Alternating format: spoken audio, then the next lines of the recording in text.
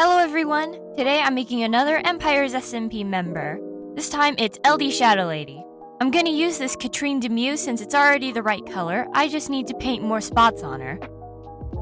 I start the prepping process by cutting her hair down as close to the head as I can. Her hair was very sticky and decided to all stick and clump together, which was not the funnest to get off. After cutting it all off and cleaning up what was left of it on my desk, I take her head off and go in with a pair of pliers to get the rest of the plugs out. I scrape off the plugs and chains so it's easier to take them all out.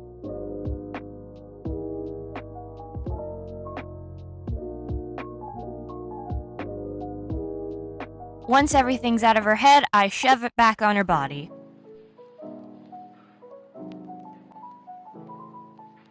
Before I do anything else, I'm going to put a very, very thin layer of clay all over the scalp.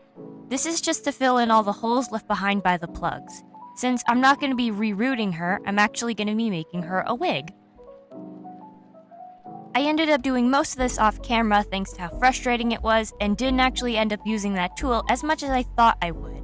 I mostly use a lot of water and my fingers to help smooth it out.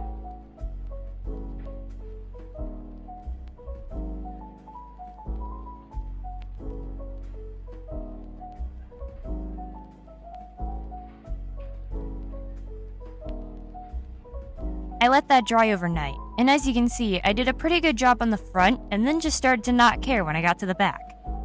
But anyway, I take a piece of sandpaper and sand it down, especially along the edges, and also around everything else really, to smooth it out and make sure there are no bumps.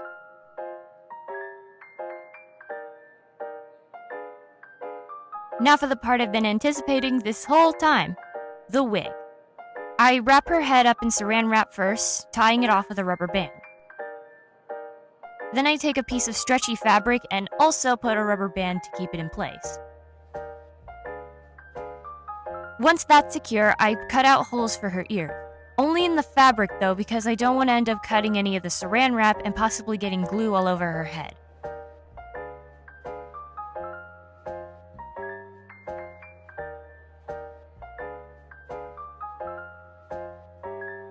I'm not making a sun wig cap, so I make sure to put a lot of glue and paint it all on. The fabric actually soaked up more of the glue than I thought, so I had to put quite a bit on, and I put, I think, 3 or 5 layers on.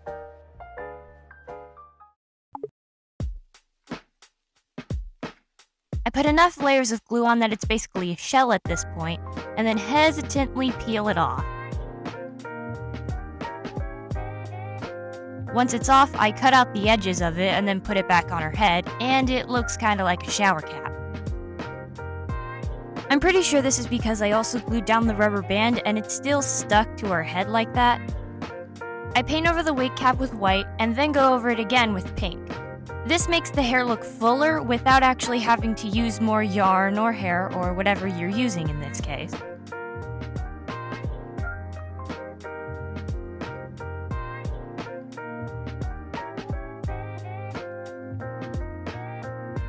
I'm using yarn, so I make wefts and go around in a spiral all around her head. I only go around once in the footage, but that's to avoid redundancies.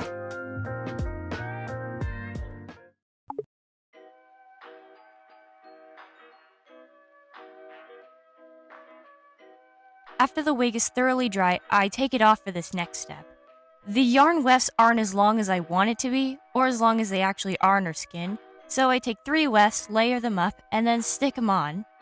These are basically like hair extensions. I put saran wrap back on her head once again so I can make her mask. I only use 1 sheet of clay this time since it's already kind of molded to the shape of a face, which is actually what I'm going for this time. And once it's thoroughly dry, I just pop it off and start painting it. I use a color that already matches her Minecraft skin and go over that with a couple layers. Then, using a pink, I just slap it on there and blend it in for her blush.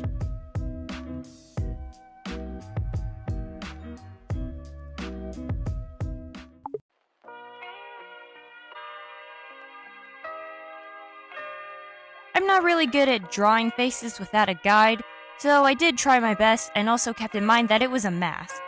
I painted her eyes white and then paint them in blue. I first fill them in with a light blue and then go around the edges with a dark blue, blending it in. Later on her actual face, I do the reverse of this and it works much better. I fill in her eyebrows and then attempt to put a black outline around her eyes, but I do it off camera. Then on her actual head, I paint the whole thing white because it was already pretty yellow stained from all the glue from her hair.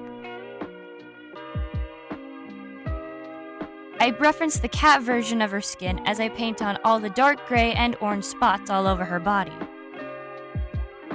I also reference her video. I got a few different pictures from a few different angles, and I use those as reference while I'm painting in this whole thing.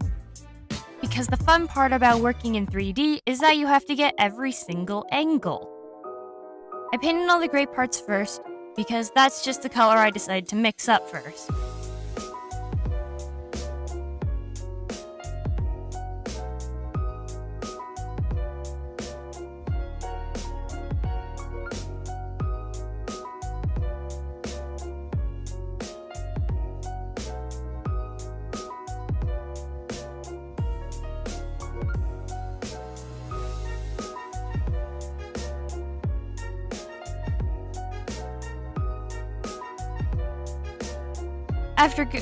After finishing that up, I paint it all in with orange and only show this part because you just saw it all with the gray.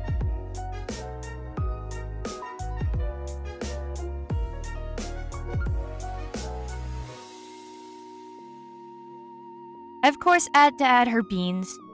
I put them on both her hands and her feet before moving on. It's at this point that I actually decide to cut her hair, and as you can see, it's just a joy to get on. I'm sorry for the continuity, but I already had it painted and I didn't want to put that at the very beginning. And her mask fits on great too. I can finally start doing her actual face now. I painted her eye whites first, doing a few layers to get it fully opaque. Then paint them in blue, using darker blue this time, and then going to a lighter blue. I take my time blending these two together.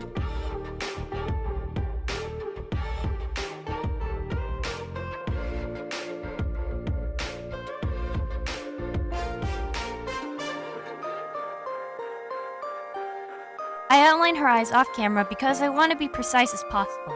I also give her a cat eye. This is when I remember that I didn't already blush her face, so I start off by putting some on her nose, then wiping it off, and this goes back and forth for a little while till I feel like I got it just right. When I feel like I got it just right, I use a very light pink for her nose, which I don't like, so use a darker pink instead, and use that same color for her lips, although doing it very minimally since she's a cat and all. I put a little line through her lips, then some glossy varnish on her eyes, nose, and lips. I can finally start making her clothes.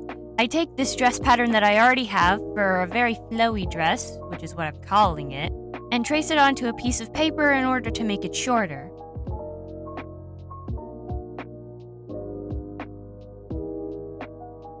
I cut 2 of these out of fabric, then hem the bottom seams and sew them up at the shoulders.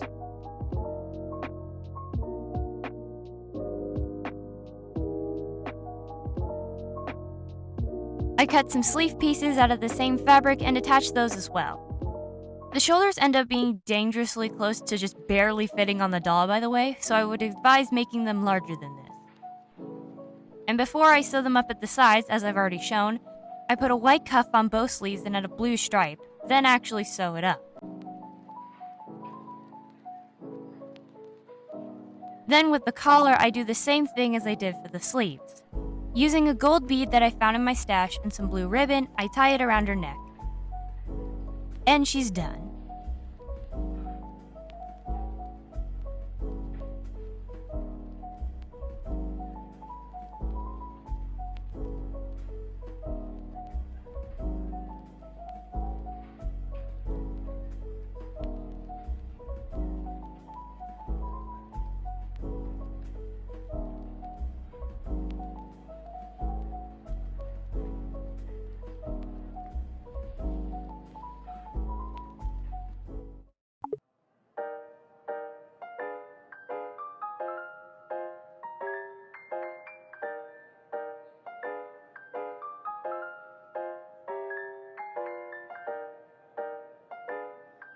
I hope you guys enjoyed the video. See ya!